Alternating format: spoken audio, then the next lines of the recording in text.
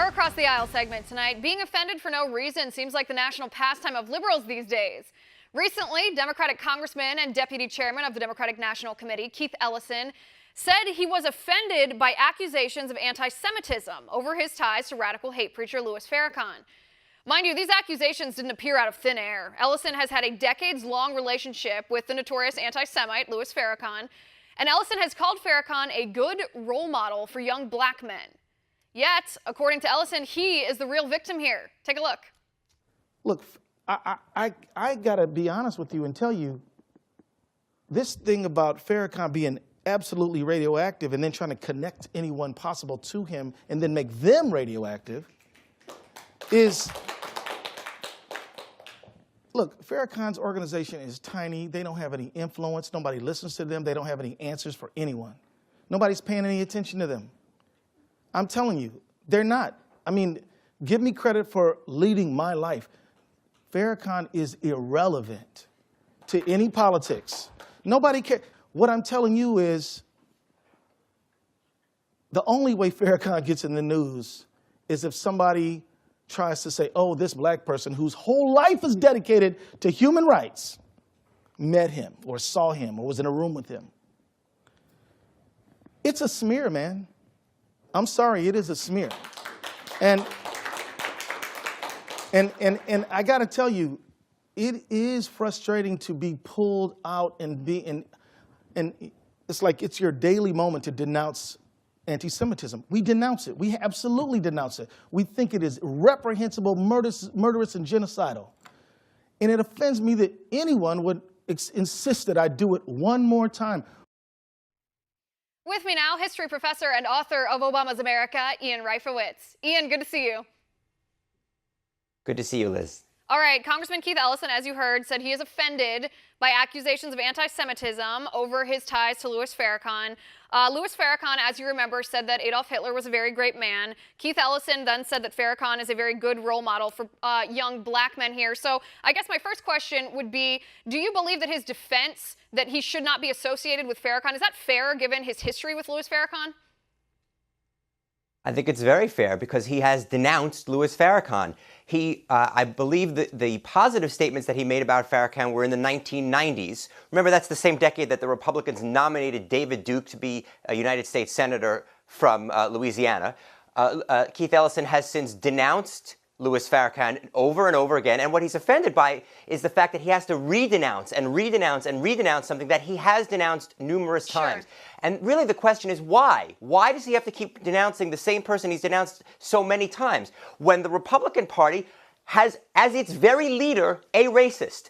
Every day, Republicans should be asked, why haven't you denounced Donald Trump today? Well, I think we can get to the bottom of this answer for Keith Ellison. That's really important. I think we can get to the bottom of this for Keith Ellison, and we can answer why he's asked repeatedly over and over to continue denouncing him. And I would just ask you, Ian, when is the last time that Keith Ellison met in person with Louis Farrakhan?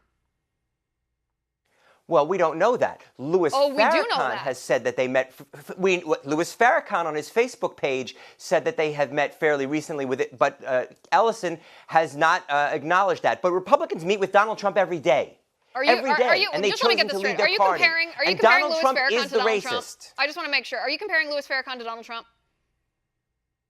Donald Trump is not a racist on the level of Louis Farrakhan. Let's be clear about that. But Donald Trump is a stone-cold racist. Donald Trump discriminated against African-American customers in his business.